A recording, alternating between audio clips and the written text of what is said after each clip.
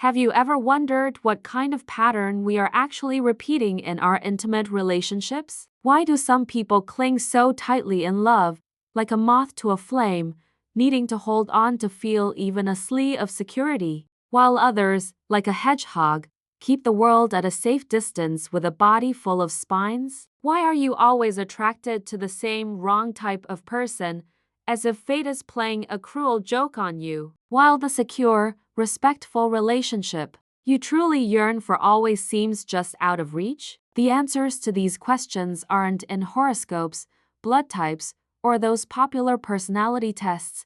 They are written in the unchangeable ink of our prologue, the one called childhood. How we respond to conflict, how we express love, our deepest fears and desires for connection, all of these behavioral patterns were quietly etched into us at a young age when we were first learning how to make sense of the world and how to get the emotional nourishment we needed to survive from our parents.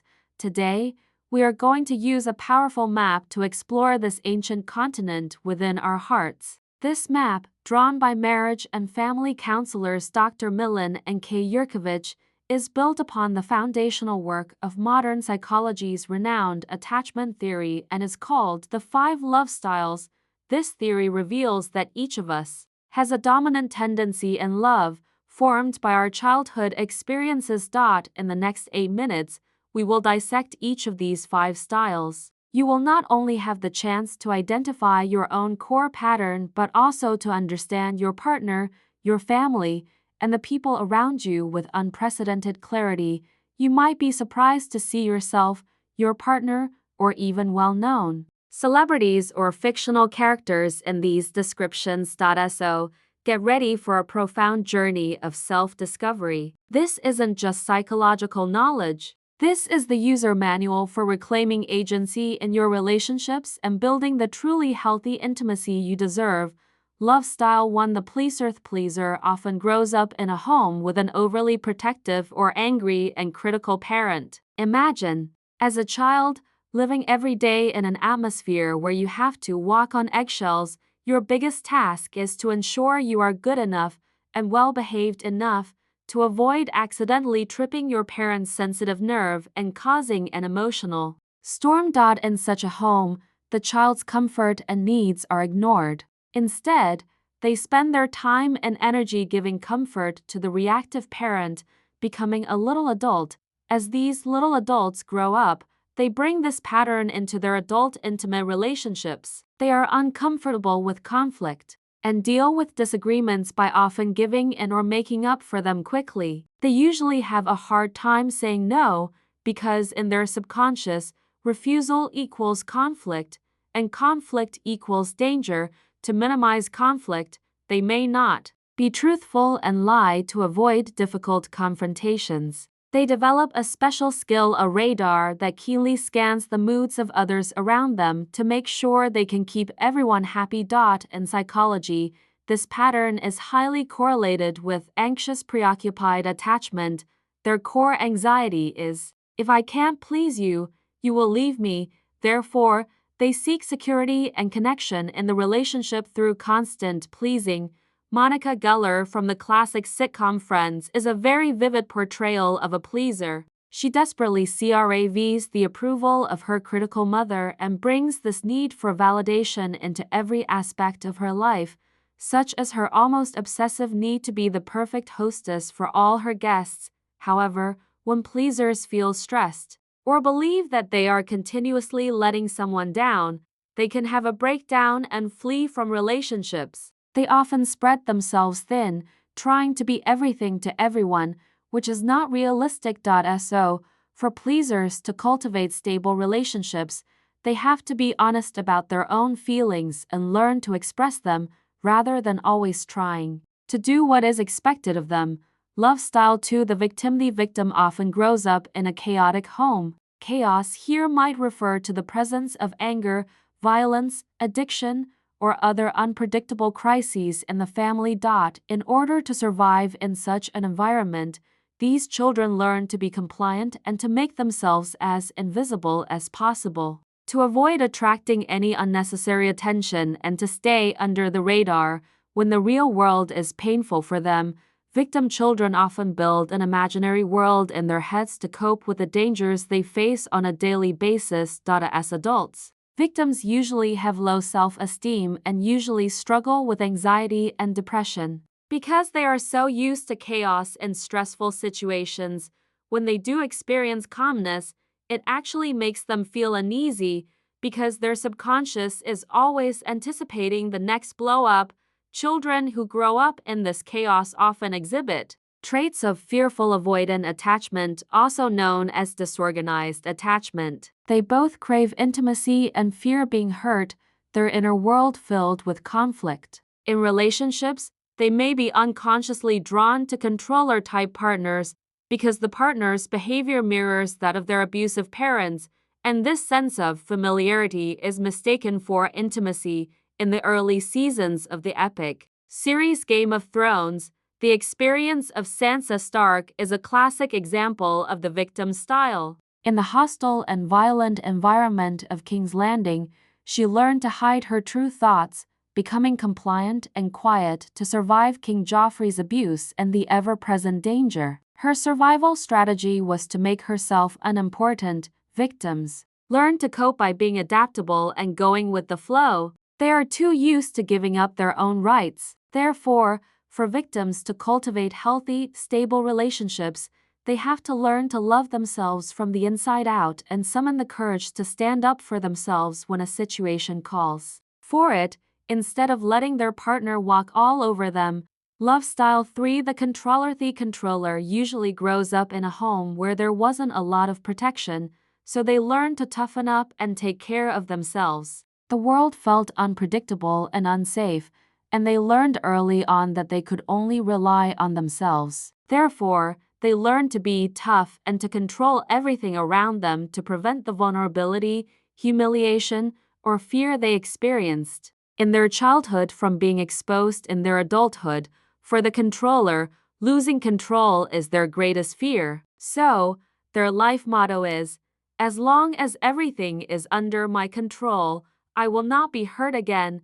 People with this love style believe that they're in control when they can avoid experiencing negative feelings of fear, humiliation, and helplessness. Controllers, however, don't associate anger as vulnerability, so they use it as a weapon to remain in power. Their behavioral patterns have rigid tendencies. They don't like stepping out of their comfort zones because it makes them feel weak and unprotected. They prefer to solve problems on their own and like getting things done in a certain manner. Otherwise, they get angry. The controller's behavior pattern can be seen as an overcompensation for childhood trauma. To fight against the deep-seated, overwhelming feeling of helplessness, they develop a compulsive, external defense mechanism of needing to control everything. Their anger is often a disguise for fear. In the movie The Devil Wears Prada, the editor-in-chief Miranda Priestley is the perfect embodiment of the controller style.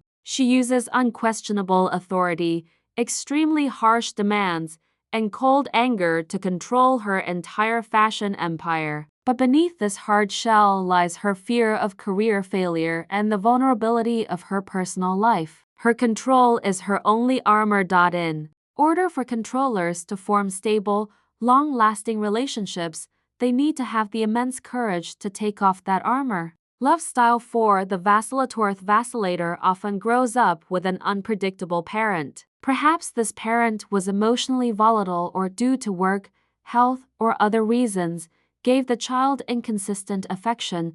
Growing up on this emotional roller coaster, these children develop a deep fear of abandonment. They learn that love is something you have to desperately hold on to, otherwise it could disappear at any moment. But paradoxically, when the parent finally feels like giving their time and attention to them, vacillators are usually too angry and tired from waiting to receive it. As vacillators enter adulthood, they try to find the consistent, perfect, eternal love they were deprived of as children. They have a tendency to idealize new relationships, seeing their new partner as a soulmate who can meet all their needs. But the moment their partner shows any imperfection, such as a single oversight or a delayed text message, they feel extremely let down and abandoned, then grow dejected and doubtful. They experience a lot of internal conflict and emotional stress within their relationships and often feel misunderstood. But because of this, they also develop a superpower. They can be extremely sensitive and perceptive, which allows them to detect even the slightest change in others and know when people are pulling away. The inner world of the vacillator aligns very well with the ambivalent tendency in anxious attachment. They are like a child forever waiting for a response, desperately craving intimacy, but pushing the other person away once they get close for fear of being disappointed again. Creating a push-pull dynamic, the protagonist of the series Sex and the City, Carrie Bradshaw, often exhibits the classic characteristics of a vacillator in her tumultuous relationship with Mr. Big. She extremely idealizes Mr. Big, but then falls into deep disappointment, anger, and pain because of his emotional unavailability,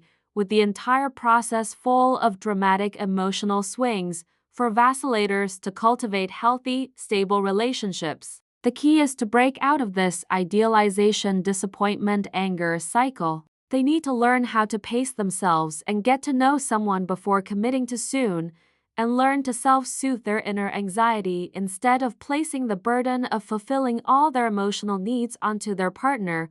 Love Style 5. The avoider often grows up in a less affectionate home that values independence and self-reliance. In such a family, neediness is often seen as a weakness. As children, avoiders learn to take care of themselves starting at a very young age and put their feelings and needs on hold. The message they receive is, don't be a burden to others. Rely on yourself to deal with their anxieties of having little to no comfort from their parents. Avoiders tend to like their space and rely on logic and detachment more than their emotions. They get uncomfortable when people around them experience intense mood swings, often feeling suffocated, and their first instinct is to retreat. In relationships, they might appear cold or distant, not because they lack feelings, but because they are used to self-containment and fear that emotional connection will make them lose their precious independence. Theoretical deepening in attachment theory, the avoider corresponds perfectly with dismissive avoidant attachment. Their core inner belief is, I can and must rely entirely on myself. They achieve a false but familiar sense of security by suppressing their own emotional needs and those of their partner, because in their childhood experience, dependency was unreliable and dangerous. Concrete example: a classic fictional character. Example is the superhero Batman Bruce Wayne. His childhood trauma caused him to shut down his emotional doors, crafting himself into a symbol of extreme discipline and independence. He habitually keeps emotional distance from those closest to him, like his butler Alfred or his romantic interests, because he deeply believes that emotional connection only brings weakness and ultimate pain. His logic and detachment are the armor he wears to protect himself from ever being hurt again. In order for avoiders to cultivate healthy, long-lasting relationships, they need to do the very thing they fear the most. They need to learn how to open up safely and practice expressing their emotions and needs honestly, and to understand that true strength includes the courage to connect deeply with others. Music shifts to a concluding, uplifting tone. All right, we have now explored all 5 love styles. From the pleaser who craves approval, to the victim who anticipates the storm, from the controller who needs to manage everything, to the vacillator who swings between idealization and disappointment, and finally, to the self-isolating avoider. These are not just 5 labels, but 5 maps that can help us understand ourselves and others. So, which love style do you identify with? Did you see a reflection of yourself or your partner in any of them? Please share your thoughts with us below. Also, we'd love to give special thanks to our sponsors, BetterHelp, an affordable online counseling platform for those who are struggling with mental health. If you're interested, we've included a link in the description below.